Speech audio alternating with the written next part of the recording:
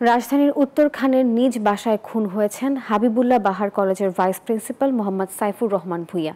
সোমবার ভোর আনুমানিক ৫টার দিকে তাকে নিজ বাসায় গুরুতর আহত অবস্থায় পাওয়া যায়।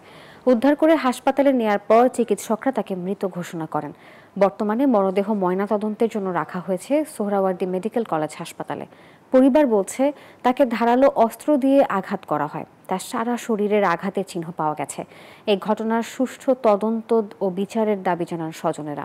এই ঘটনায় উত্তরখান থানায় মামলা করেছে নিহত সাইফুর রহমান ভূঁইয়ার পরিবার। তার হত্যাকাণ্ডে দ্রুত বিচার চাই, অপরাধীর শাস্তি চাই। এটা আনএক্সপেক্টেড একটা ঘটনা, আমি ভাবতেই পারিনি, আমি বিশ্বাসই করি না। বাসায় থাকা অবস্থায় একজন শিক্ষকের এভাবে মৃত্যু কোনোভাবেই মেনে নেওয়া যায় না। আমরা দাবি করছি শিক্ষক সমাজের পক্ষ থেকে, কলেজের পক্ষ থেকে, যে এটা খুব দ্রুত অপরাধীদের ধরা হোক এবং তদন্ত হোক এবং যেন এটার দৃষ্টান্তমূলক শাস্তি হয়। আমরা লেক ভিউ স্পেশালাইজড প্রাইভেট হাসপাতালে ওখানে যাই উত্তরায়।